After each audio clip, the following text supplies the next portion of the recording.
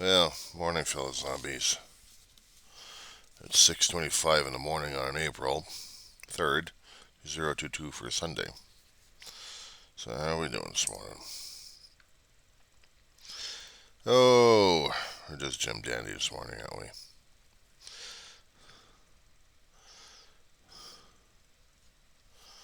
So what else has been going on besides struggling for sleep, struggling for identity, struggling to get garbage outside, and seeing the containers that our complex uses getting full left and right. And I'm worried about my boxes. Maybe I should.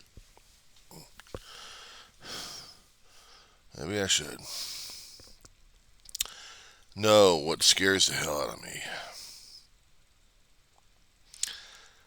is what happens if the treatments all work, and then what happens to me afterwards. That's something that I hadn't thought of and have to start considering now over at. Some people will say, oh, that's very healing of you. I mean, you're looking at it because you're healing, right? No, I'm looking at it because I'm terrified as hell. I knew what I was capable of a long while ago. And then when I lost it, oh, couldn't work. My head was screwed up. My head was already banged up. Excuse me. My neck and my back injured. My trust in people gone.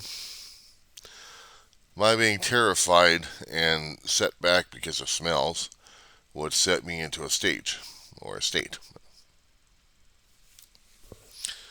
And that was 10 years ago. Afterwards, I had to focus on dealing with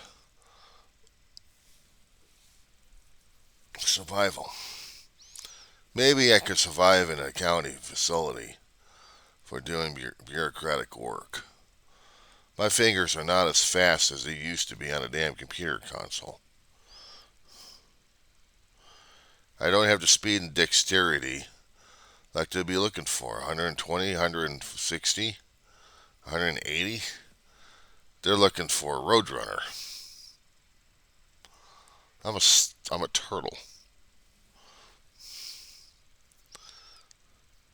As for lifting up boxes or stuff like that, it would hurt the back for right now. Not to mention kill my feet. My feet are having problems enough trying to get me from one place to another.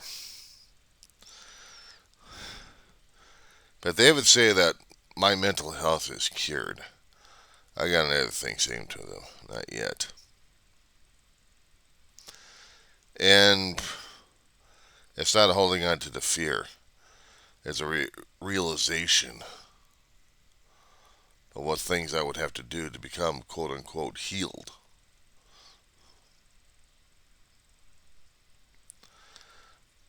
I know I've done a lot of self examination on myself, trying to get to the bottom of what things are going on. Maybe this way I've been trying to cure myself, or just deal with what's going on day by day by day. Not exactly the easiest damn thing.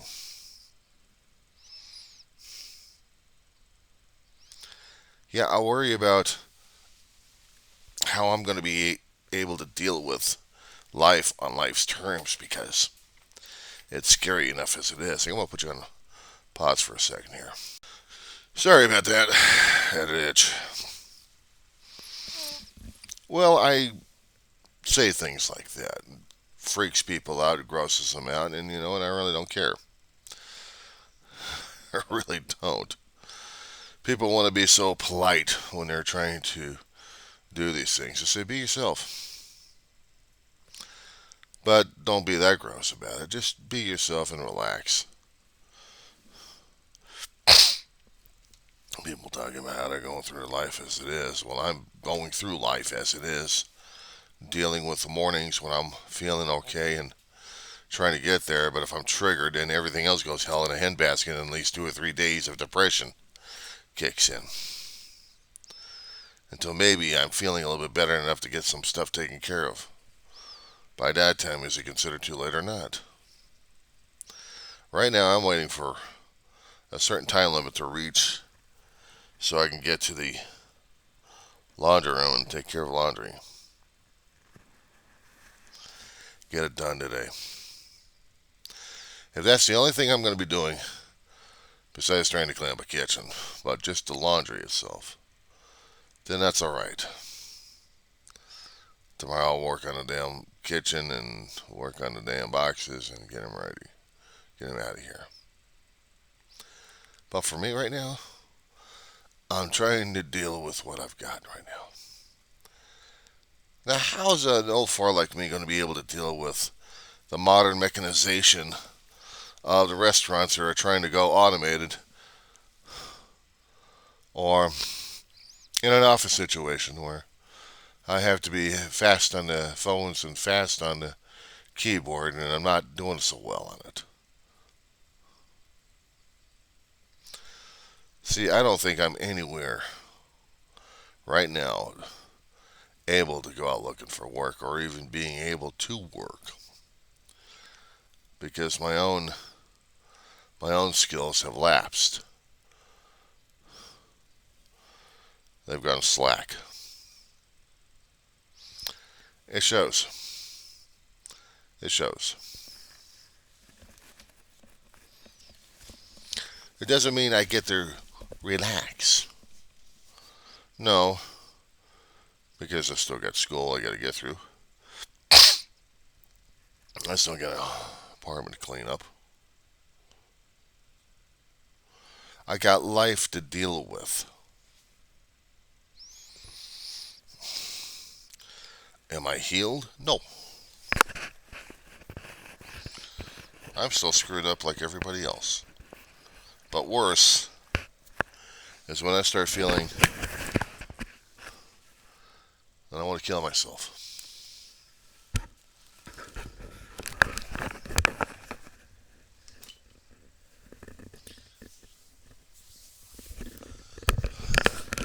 Now that statement's a shocker, isn't it?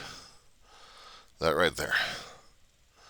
Because that tells people that maybe you're on an edge that might pose a danger to people or to yourself, and they don't want that to happen. Yeah, they don't want it for other reasons. If they really cared about you, they would have been there to care about you in the first place, but they weren't. So, what were you going to do?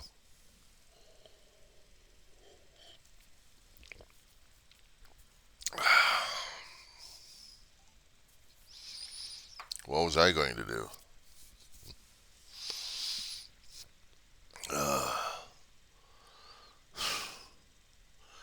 The thing of it is, when I'm going to be talking about death, it it rattles my cage. Okay, it rattles my cage.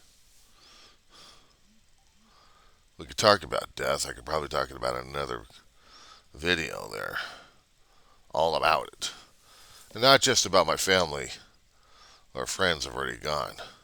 How I feel personally about it, how it changes me, and how it mutated me. It's not that easy talking about it. It's not that easy looking at yourself in the mirror and knowing that you had died a long time ago. You don't know who the hell you are anymore. I don't know who the hell I am when I look in the mirror. Am I a changeling or am I still a human? My mother and my brother had made the joke for a long while that I was a changeling. I was I was not their youngest brat in the family. No, I'm an alien. Nanu, nanu. And they made that joke for a hell of a long while. And for a while I kept thinking about it and I kept believing in the damn shit. Or then afterwards flip-flopped it up too many times. I'm like, they might as well lock me up or lock my family up.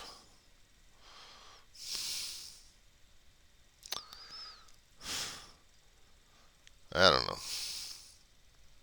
Death is a hard topic and a hard thing to talk about, especially when one has to deal with the great beyond.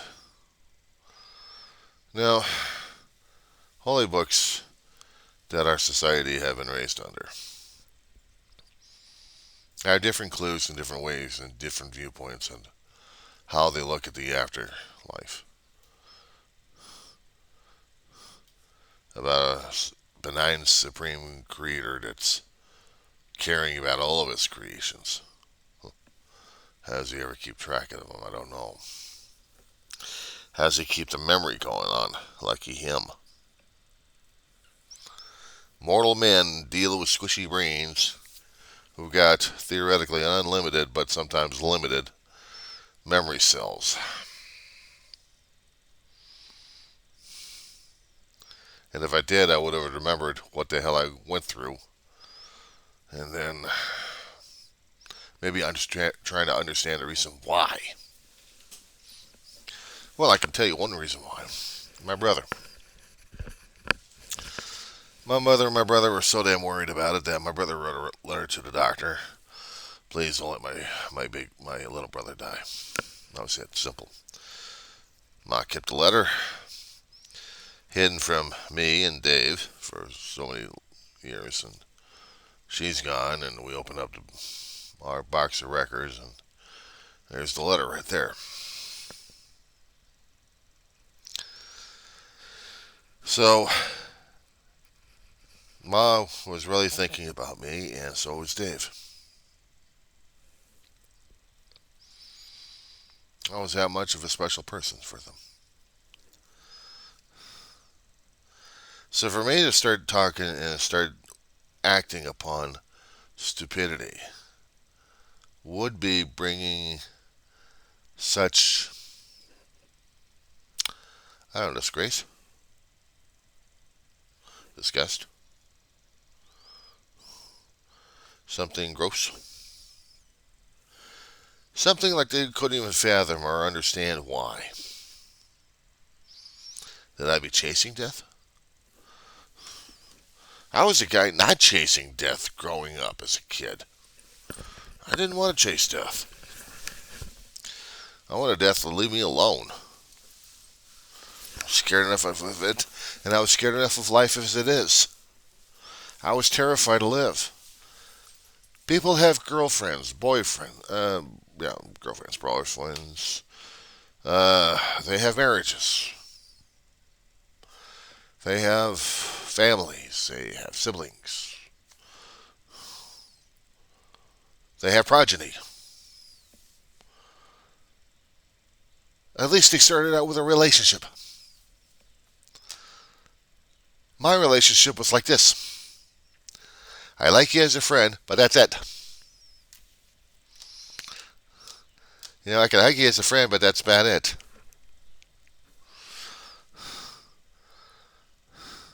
And I don't know whether or not I was playing this damn game or not. But it was basically something that I really didn't want to go through in the first place. But I'm going through it anyway. Well, I'm not going through it right now, but a long time ago. And it was hard enough for me losing a woman that actually really cared about me. She told me about it before she passed away. And the horrible thing is, I couldn't feel it during that time because I didn't have it in my heart. I was too damn scared. I was too damn scared of my own shadow. I lived with a lot of fear, a lot of self-doubt.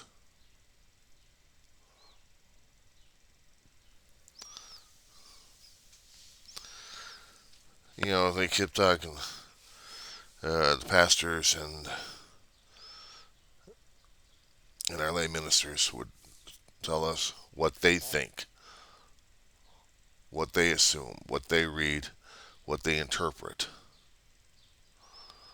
They see signs. Well, maybe they are. I don't know. But if we actually did have a walkthrough here before some kind of big ceremony, just to see how things are down here, how would we be able to deal with it? The question is for me, how the hell would I be able to deal with it?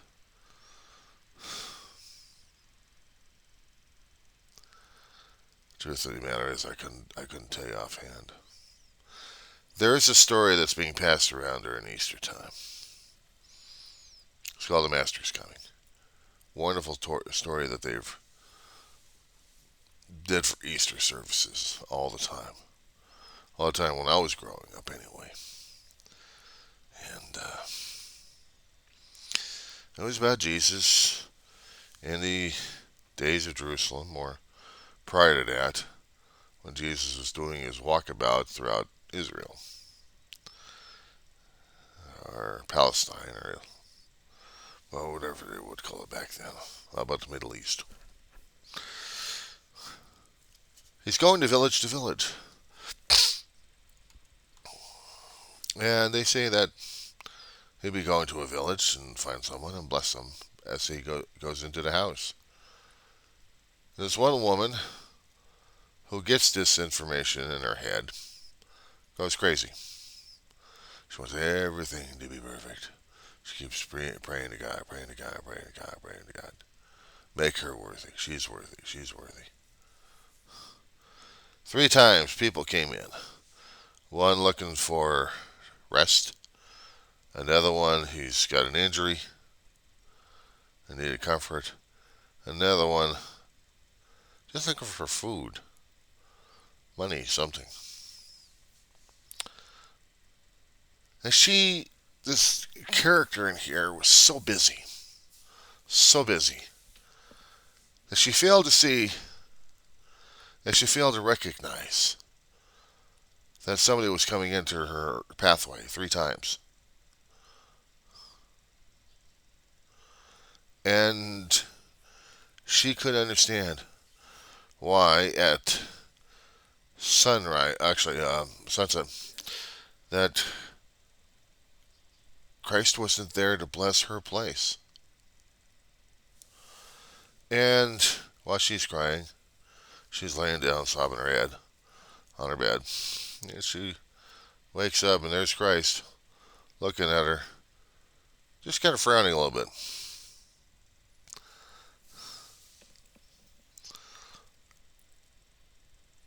Christ told her, I came 3 times. I came 3 times, so I was hoping maybe you'd minister to me.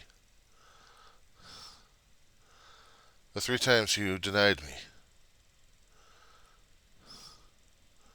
So whatever kind of gifts that you thought you were going to get, you're not going to get. Of course, she blubbered out, please forgive her, please forgive her. Says, I've forgiven you already, but the gifts that you're going to be getting, you're not.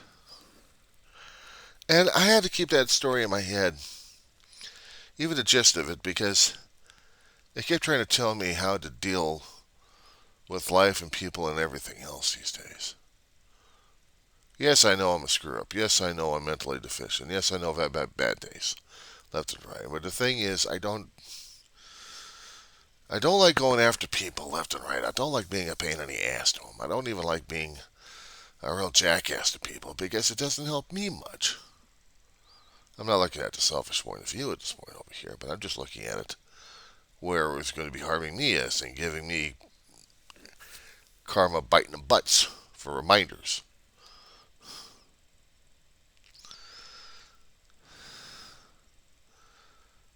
Now, if we actually did have a visitation happening, there's no way in hell I'd probably say, God, make the master come over here,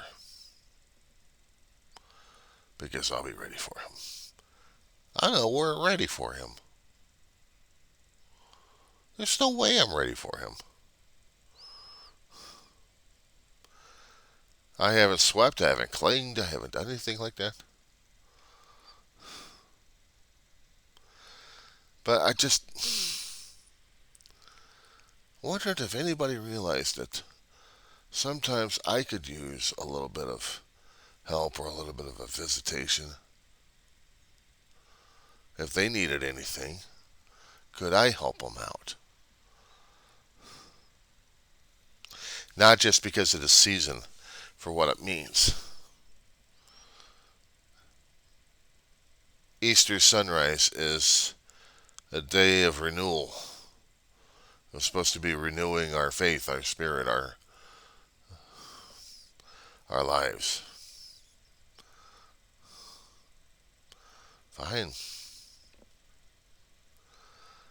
But in order for me to be like Christ, to walk in his shoes, I really would have to be humiliated and humbled all the time. Knowing how my own ego works, knowing how my head works, that's going to be a problem right there. A situation I have is concerning about a neighbor. I did say neighbor, okay?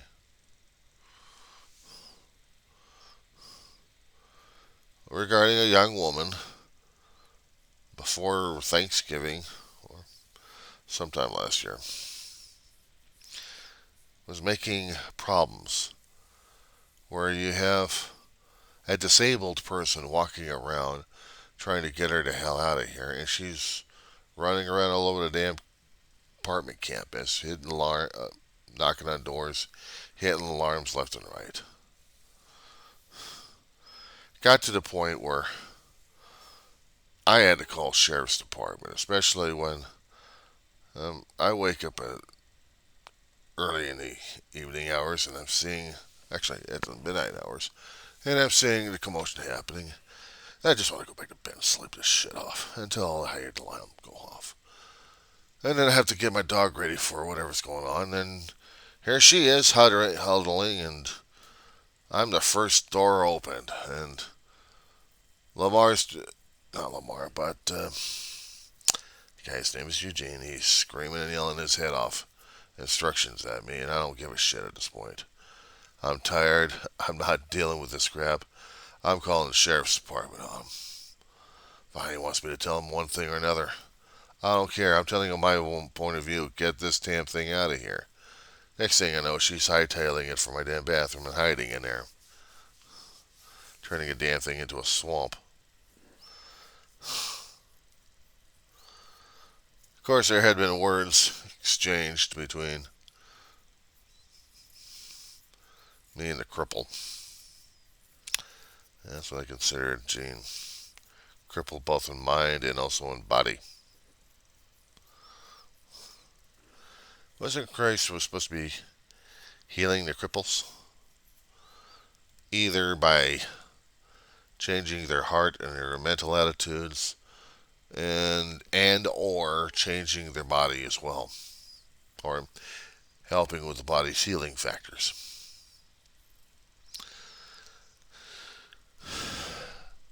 I just wish that we had Christ out here to help out with the situation, but apparently we didn't. Sheriff's department came, told him what the hell was going on, pissed off the neighbor. He screams and yells at me right in front of the damn a few other people, and he's having a jolly fit over this damn shit. Meanwhile, he's getting noticed by the management, and he doesn't care. Says some derogatory remarks concerning about my mother and my brother. What do you expect? The woman gets dragged out. I get an incident number, and that's about it. Nothing else happens. This happened last year, and he's still on it. I tell you, if we actually had a visitation over here, maybe things would have been changing a hell of a lot different. Maybe they would have intercepted or interceded somehow. And maybe the guy who was giving me so much problems tried to figure shit out without blaming people for it or expecting loyalty. I'm not doing loyalty on anybody, but I'm having issues enough as it is.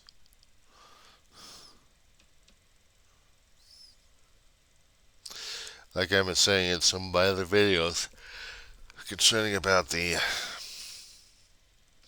narcolepsy kicking in, that was it trying to knock on my damn door, trying to get me back to bed. When I still got some stuff to do in about an hour, and I got to get some things going on.